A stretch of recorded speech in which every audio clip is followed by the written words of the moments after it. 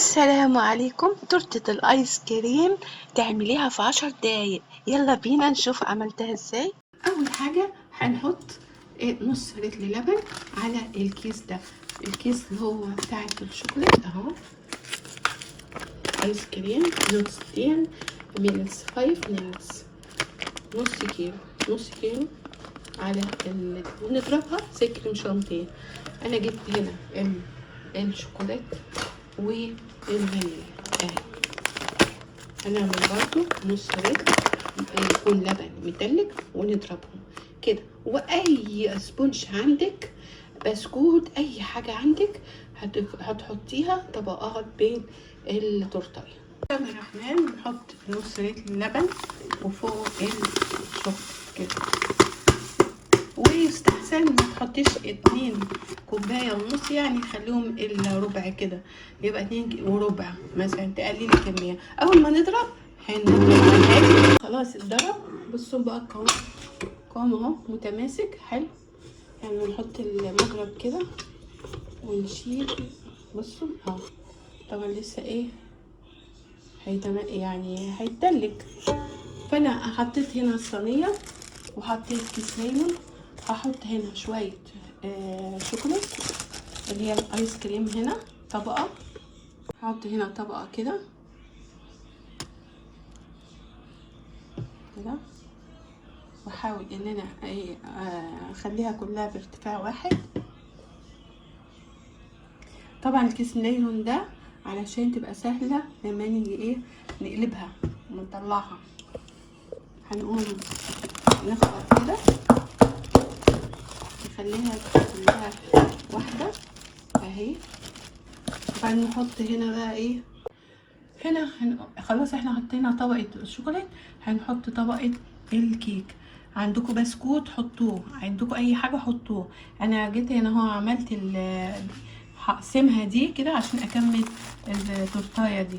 طبعا هي مش هتبان، هقسمها، هقطع لها الحته بتاعتها كده. شوف كده قد ايه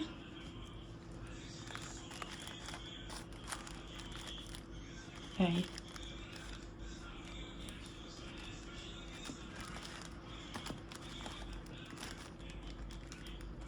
اهي حطها كده،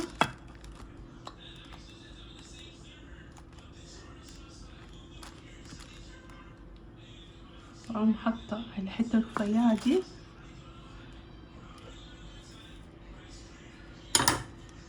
مش هتبان خالص كده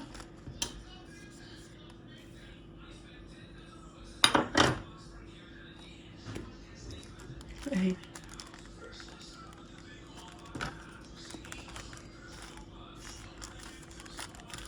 هتتلج ولا هتبان خالص اهي.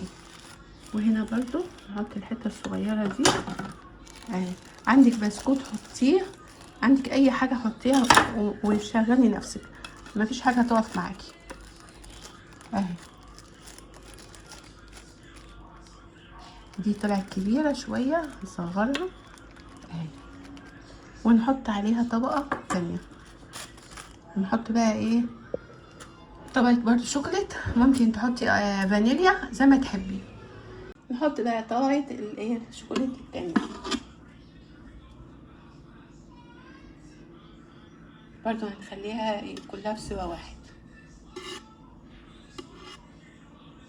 عندك اللي هي الفروتة دي، اي حاجه بقى حطيها، حطي حبي، عايزه تحطي اي حاجه، اي مكسرات، اي فول، اي حاجه حطيها. بس كده وغطيها، حطها في الفريزر، تطلع لك تورتايه الايس كريم 5 دقايق.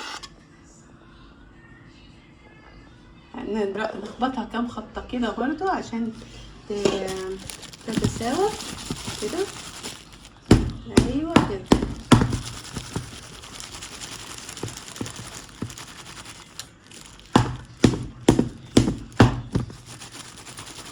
نغطيها وندخلها الفريزر، وان شاء الله لما تجمل، اقل حاجه 6 ساعات، لما تجمل نقلبها ونشوف هنعمل فيها تاني. هنا انا حطيت السبونج هنا، وبعدين هنحط الايس كريم اللي هو بالشوكولاته انا المره اللي فاتت عملت الاسبونج في الوسط، هنا المره دي هعملها في الاول خالص عشان ما نقلبها ممكن نزوقها بقى تبقى تورتايه عاديه خالص. اهي هفرغها كده، وبعدين هحط طبقه تانية فانيليا، هنحط طبقه فانيليا. هنا حطينا اللبن السقعان مع الايس كريم الفانيليا اهو، ايس كريم فانيليا ونضربه. انا حطيت هنا الكيك هنا في الوسط تاني بسبونج كده، وهنحط بقى ايه اللي هي الفانيليا، الايس كريم الفانيليا. هنا بقى نحط الايس كريم كده، بصوا متماسك ازاي، احسن من الفانيليا، بصوا من الشوكولاته، بص حلو جدا.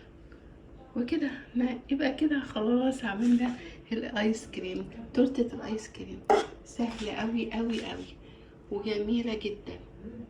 وبعدين لما تستعملوا كمان اللبن الجاموسي اللي هو التقيل كده حلو قوي، الكميه دي بتعمل كميه كبيره، الكيس ده بيعمل كتير يعني مش قليل. هحطه بقى كده وارجع لكم تاني عشان الفيديو ما يطولش. الثلاث قوالب دول الايس كريم، عملت التورتايه دي والقالب ده والقالب ده بتكون الايس كريم، بودرة الايس كريم اللي انا عملتها. هنقلبها دلوقتي، بتبقى سهله جدا عشان السلايم ده هيتشال منه على طول. انا هطلع تورته الايس كريم اللي هي ايه بينك شوكولاتة، وده القالب التاني هنقطعه برضو كده. ممكن نجمله بقى من فوق بأي حاجة يعني شوكولاتة أي حاجة. بصوا شكلها اهي، ايه رأيكم؟ ايه رأيكم؟ قولولي بقى في التعليقات انهي منظر احلى او اي شكل احلى. شوفوا عاملين ازاي، ده القلب التاني، لسه القلب التالت ان شاء الله هقطعه وهوريهولكم. هنقطع هنا دي تالت قالب، بصوا شكله ازاي،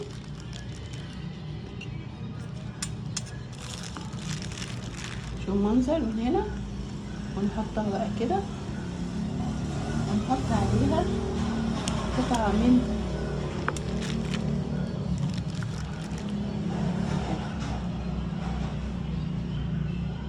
نحط عليها واحدة كده من دي كده اهي، تحفة تحفة. يا رب تجربوها وتعجبكم بإذن الله. عايزاكم تشوفوا المنظر من الجنب كده، شوفوا كده اهي، شوفوا عاملين ازاي، عاملين 3 طبقات هنا، 3 طبقات كده، طبقة اللي هي السبونج وطبقة الشوكولات وحتة من السبونج تاني وبعدين الفانيليا اهي. عايزين تحطوا عليها الشوكولات زي ما تحبوا. هنا بصوا حلو قوي،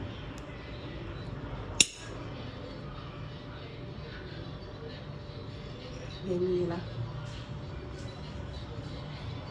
ما تنسوا الشير واللايك والاشتراك في القناة علشان يوصلك كل ما هو جديد. السلام عليكم مع فيديو تاني. ودي شكلها النهائي بعد ما قطعت القالب التالت. هنا طبقة سبونج، طبقة شوكولات، طبقة صغيرة في الوسط سبونج، وبعدين الفانيليا. ايه رأيكم؟ عجبتكم؟ يلا جربوها ان شاء الله وان شاء الله تعجبكم. بس ما تنسونيش شير ولايك واشتراك في القناة عشان يوصلك كل ما هو جديد، وكمان عشان تشجعوني.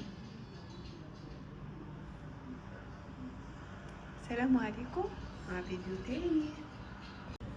ونقطع حتة تانية كمان. انا طبعا دخلت الفريزر وجمدت جدا اهي. نقطع حتة تانية عشان تشوفوا بقى تماسكها شكلها، شوفوا جربوها وان شاء الله تعجبكم، وما تنسوش شير ولايك واشتراك في القناه عشان نوصل لكل ما هو جديد.